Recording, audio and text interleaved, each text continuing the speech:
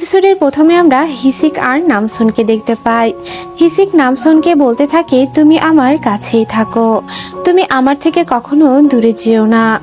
আমার ভাই যখন মারা গিয়েছিল তখন থেকে আমি প্রতিজ্ঞা করেছি যে আমি যাকে ভালোবাসবো তাকে কখনোই আমি মরতে দিব না, আর তার সুরক্ষার জন্য আমার যা করা উচিত আমি তাই করব।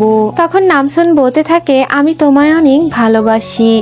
আর হিসুকও বলে, আমিও তোমায় অনেক ভালোবাসি।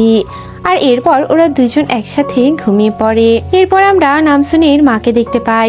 নামসুনের মায়ের কাছে তো তার সেক্রেটারির SMS আসে যে আমি অনেক অসুস্থ আর এই জন্য আমি আসতে পারবো না।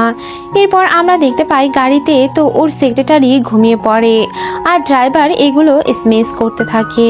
এরপর আমরা আবারও নামসুনকে দেখতে পাই। নামসুনের কাছে ফোন আসে আর সেটা তার মা করে।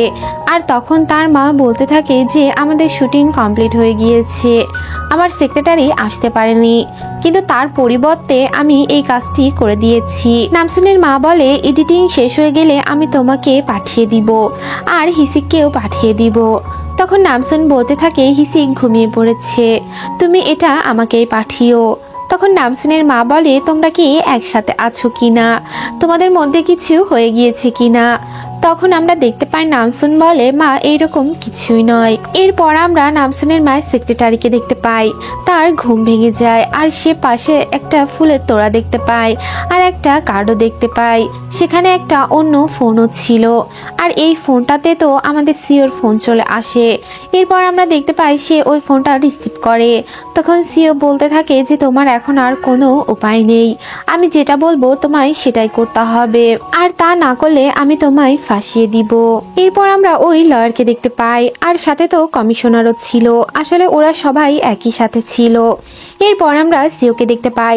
সিও তো ওই নিউজটা দেখতে থাকে যে এখানে নামসুনের মায়ের টিভিতে প্রচার করা হয়েছে, সেখানে ওই কোডটা দেওয়া থাকে আর তিনি বলতে থাকে এই কোডের মধ্যে কিছু একটা পালকের মতো আছে আর এটা পানিতে গেলে একটা ড্রাগস হয়ে যায়। এরপর আমরা দেখি সিও তার সেক্রেটারিকে বলে যে এটা ভুল নিউজ, এটাকে যাতে প্রতিরোধ করা যায় এইরকম পদক্ষেপ আমাদের নিতে হবে।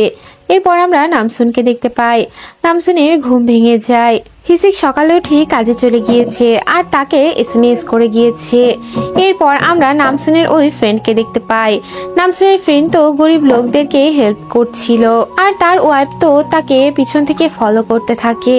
এরপর আমরা হিসিককে দেখতে পাই। হিসিক তো কমিশনারের কাছে যায় আর এরপরে সেই কমিশনার তাকে বলতে থাকে, তোমার এত সাহস কে দিয়েছে, তুমি কার পারমিশনে এই কোডটি মিডিয়াকে দিয়ে দিয়েছো, তোমাকে তো কোনো অর্ডার করা হয়নি, তাহলে তুমি এটা কিভাবে করতে পারলে।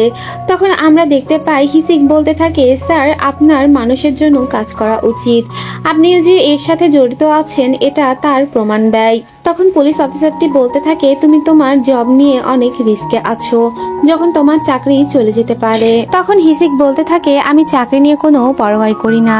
এরপর আমরা আমাদের সিওকে দেখতে পাই। সেখানে তো নামসুনও চলে আসে। তখন আমরা দেখতে পাই যে সিও একটা জায়গা যাচ্ছিল।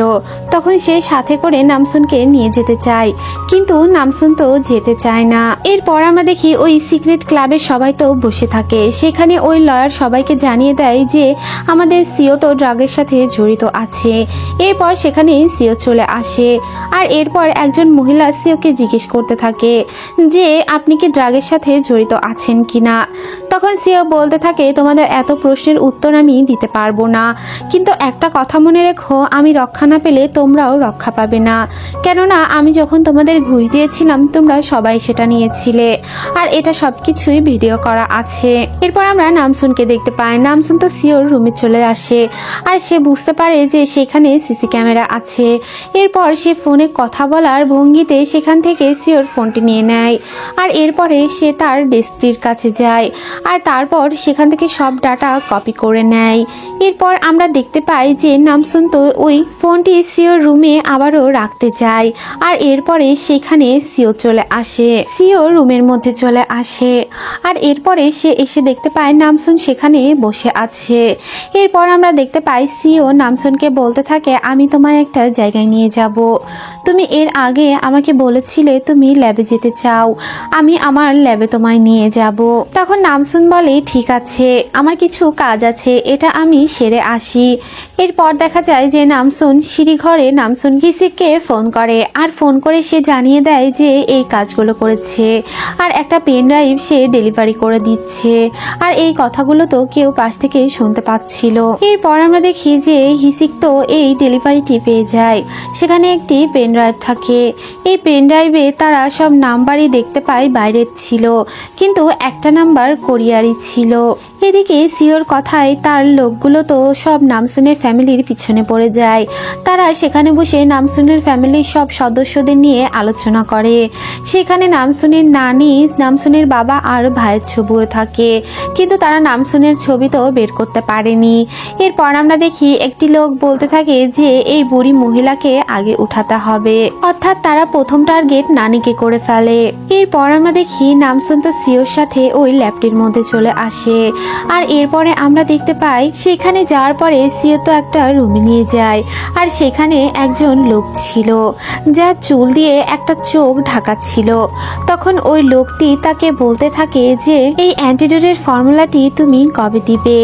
তখন আমাদের সিও দেখা যায় এটা না বলে, আর এরপর বলতে থাকে যে আমার এই চোখটা খুবই দরকার, তুমি কি এটা বুঝতে পারছো না। সে দেখতে অনেকটা ভয়ঙ্কর ছিল। এরপর আমরা দেখি যে সিও বলতে থাকে তুমি ওইদিকে ঘুরে এসো। নামসুন তো সেখান থেকে বের হয়ে আসে, আর এরপরে সে পুরো ল্যাবকে তার ঘড়ির মাধ্যমে রেকর্ড করতে থাকে। এরপর আমরা নামসুনের মাকে দেখতে পাই। নামসুনের মা তো হিসিককে ফোন করে, আর হিসিককে ফোন করে সব কথাই জানিয়ে দেয়। এরপর আমরা দেখি যে আমাদের নামসুন তো একদম ল্যাবের মাঝে চলে যায়, যেখানে সব ড্রাগস বানানো হতো, আর এইগুলো সে সব কিছুই তো ভিডিওতে রেকর্ড করে ফেলে।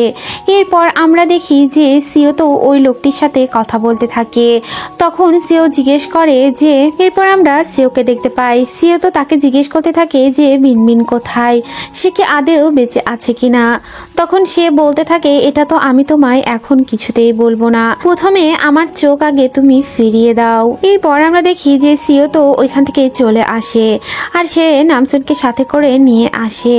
এরপর দেখা যায় যে সিও তাকে বলতে থাকে যে এই ল্যাবটাই আমার সব জীবনই এই ল্যাবের সাথে জড়িত আছে। তোমার কাছে আমার আর কোনো কিছুই গোপন থাকলো না, আমি সব কথাই তোমায় বলে দিয়েছি।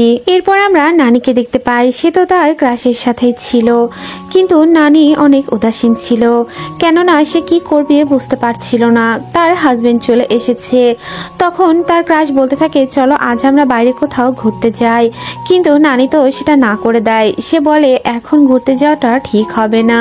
এরপর আমরা দেখি নামসুন তো সিওকে বিদায় জানিয়ে দেয়, আর এরপরে সে হিসিককে ফোন করে। হিসিককে ফোন করে সে জানায় যে আজকে সে ল্যাবে গিয়েছিল, আর এরপরে সে ল্যাব থেকে সবকিছু রেকর্ড করে নিয়ে এসেছে। এরপর আমরা নামসুনের মায়ের সেক্রেটারিকে দেখতে পাই। তার কাছে তো সিও ফোন করে, আর ফোন করে জানায় যে তোমার বোন তো চায়নাতে থাকে, এটা আমি অনেক আগে থেকেই জানি। তুমি কি চাও তোমার বোনের কাছে ড্রাগস পৌঁছে যাক, এই জন্য আমি যা বলবো তুমি সেটাই করবে। তুমি কাল প্রেস কনফারেন্সে গিয়ে বলবে এগুলো সবই সাজানো ছিল। এরপর আমরা ওই মেয়েটাকে দেখতে পাই। সে তো সিক্রেট ক্লাবে গিয়ে সব টাকা দিয়ে দেয়, আর তাদের সাথে আবার থাকতে শুরু করে, কেননা সে সব ইনফরমেশন জোগাড় করবে এখন। এরপর আমরা আবারও নামসুনকে দেখতে পাই। নামসুন তো তার কলিগের সাথে বেশ ফ্রেন্ডলি হয়। সে জানতে চেষ্টা করে যে নেক্সট দিন কবে ড্রাগ সাপ্লাই হবে। এরপর আমরা নানিকে দেখতে পাই। নানি গাড়িতে করে কোথাও একটা যাচ্ছিল, কিন্তু কিছুক্ষণ পর কেউ একজন তার পিছন থেকে ছুরি ধরে, আর বলতে থাকে আমার ডাইরেকশন অনুযায়ী গাড়ি চালাও। এরপর আমরা দেখতে পাই নানি তো সেই ডাইরেকশন অনুযায়ী গাড়ি নিয়ে এগিয়ে যায়, আর এরপরে সে সেখানে গিয়ে দেখতে পাই অনেকেই তাকে অ্যাটাক করার জন্য প্রস্তুত আছে, কিন্তু নানি তো অনেক বেশি স্ট্রং, তাই সে সবাইকে কুপকাত করে দিয়ে সেখান থেকে চলে আসে। হিসিকরা তো ওই পেন ড্রাইভটি নিয়ে কাজ শুরু করে দেয়। তারা সব তথ্য বের করার চেষ্টা করে। এরপর আমরা নামসুনকে দেখতে পাই। নামসুন বেশ ফুরফুরে মেজাজ নিয়ে হেঁটে যাচ্ছিল। তখন তার ভাইয়ের ভিডিও কল আসে। তখন তার ভাই জানায় আমি একা একা চিকেন ফ্রাই খাচ্ছি, তুমিও এসে জয়েন হও, তাহলে অনেক মজা হবে। এরপর আমরা নানির ক্রাশকে দেখতে পাই। সে তো নানির হাজবেন্ডের কাছে যায়, আর যাওয়ার পরে বলতে থাকে আমি শুধু ওকে ভালোবাসি, ওর জীবনে শুধু এখন আমি আছি, আর আমি তোমার ওয়াইফের বয়ফ্রেন্ড, তুমি এত বছর ছিলে না, আমরা দুজন এখন একসাথে আছি, তাই তুমি আমাদের জীবন থেকে চলে যাও। এই কথা শোনার পরে নানা তো ক্রাশের কলার চেপে ধরে। এরপর তারা তো বেশ ফাইটিং করতে থাকে। এদিকে নানির কাছে ফোন আসে। নানির ক্রাশ তো বলতে থাকে তুমি এখনই বাইরে এসো। এরপর আমরা দেখি যে তার ক্রাশ তো বেশ বড় একটা ফুলের তোড়া নিয়ে দাঁড়িয়ে থাকে, আর নানিও রেডি হয়ে চলে আসে। আর এদিকে নানা তো রাগ করে সেখান থেকে চলে যাচ্ছিল, কিন্তু সেখানে তার ছেলে চলে আসে। তখন সে বলে তোমরা এই কথাগুলো আমাকে আগে কেন বলনি? তোমার মায়ের জীবনে একজন অন্য লোক চলে এসেছে, এই কথাটা আমার আগে বলা উচিত ছিল তোমাদের। এরপর আমরা সিওকে দেখতে পাই। সিও তো নামসুনকে SMS করে যে তুমি এখন কি করছো। তখন আমরা দেখতে পাই নামসুন তো একটা চিকেনের সাথে একটা সেলফি উঠায়, আর এরপরে সে সিওকে এটা পাঠিয়ে দেয়। সিও এটা দেখে বেশ স্মাইল করতে থাকে। সে জুম করে আমাদের নামসুনকে তো দেখতে থাকে। নামসুন তার ভাইয়ের সাথে বেশ মজা করে চিকেন ফ্রাই খাচ্ছিল, আর ভাইয়ের সাথে বেশ সুন্দর আড্ডাও দিচ্ছিল। এরপর আমরা হিসিককে দেখতে পাই। হিসিককে তো সাসপেন্ড করা হয়েছে। তখন তারা বলতে থাকে যে তোমার কিছুদিনের জন্য সাসপেন্ড করা হয়েছে, কিন্তু হিসিক বলে যে আমি নিজে থেকেই এই চাকরিটি ছেড়ে দিব, আর আমি আমার নিজের মতো করে ইনভেস্টিগেট করব। এরপর আমরা সিওর কিছু লোককে দেখতে পাই। তারা তো একটা ভিডিও দেখতে পাই যেখানে নামসুন আগুনের থেকে সবাইকে বাঁচাচ্ছিল, আর এটা তো তারা ক্যাপচার করে নেয়। এরপর আমরা নামসুনের মায়ের সেক্রেটারিকে দেখতে পাই। সে তো ওই নিউজের জন্য চলে আসে, কিন্তু তার মন অনেক বেশি উদাসীন থাকে। সে কি বলবে ঠিক বুঝে উঠতে পারে না। নামসুনের মা তো ঠিকই বুঝে ফেলে যে কোনো একটা সমস্যা তার সাথে হয়েছে। এরপর আমরা দেখি যে সিওর কাছে ওই ছেলেকে নিয়ে আসা হয়, যে ছেলেটির কাছে নামসুন গিয়েছিল আর তাকে কিছু টাকা দিয়ে গিয়েছিল। তখন সেও জিজ্ঞেস করতে থাকে যে ওর নাম্বার কি তোমার কাছে আছে কি না। তখন আমরা দেখতে পাই যে ওই ছেলেটি তো নামসুনের নাম্বার দিয়ে দেয়, আর এরপরে সেও দেখতে পাই যে নামসুনের নাম্বারই তো তার ফোনে অলরেডি সেভ করা আছে, আর যাকে সে ভালোবাসে এই হচ্ছে সেই মেয়েটি। আর এদিকে সিওর ওই লোকগুলাও চলে আসে। তারা তো পেনড্রাইভের মধ্যে নামসুনের ছবিও নিয়ে আসে। তারা এসে সিওকে নামসুনের ছবি দেখায়। এতে করে সিও তো বুঝেই যায় যে এটাই নামসুন, যে তাকে ভালোবেসে আসছিল। এই হচ্ছে সেই মেয়েটি যাকে সে খুঁজছিল। এরপর আমরা নানিকে দেখতে পাই। নানি তার ক্রাশের সাথে বসে মুভি দেখছিল, আর তখনই একটা রোমান্টিক সিন হয়, আর তারা দুজনই রোমান্স করতে যাচ্ছিল। তখন সেখানে তার ছেলে চলে আসে, আর এরপরে তাদের মধ্যে বেশ একটু ফাইট হয়। তখন নামসুনের মা বলে তুমি এইরকমটা কিভাবে করতে পারো। তখন তার ছেলে জানায় যে বাবা তো রাগ করে চলে যাচ্ছিল, তুমি এইগুলো বন্ধ করো। এরপর আমরা নামসুনের মায়ের সেক্রেটারিকে দেখতে পাই। সে কাগজে কিছু একটা লিখে নামসুনের মাকে বোঝানোর চেষ্টা করছিল। এরপর দেখা যায় আমাদের হিসিক আর তার টিম তো কোথাও একটা যাচ্ছিল। তারা এই ড্রাগকে যেভাবে হোক বন্ধ করবে। আর এই মুহূর্তে আমাদের এপিসোডটিও শেষ হয়ে যায়। এপিসোডটি ভালো লাগলে চ্যানেলটিকে সাবস্ক্রাইব করুন, লাইক করুন, কমেন্টস করুন, আর পরবর্তী এপিসোডগুলো দেখতে চ্যানেলটির সাথেই থাকুন। Thanks for watching. আল্লাহ হাফেজ।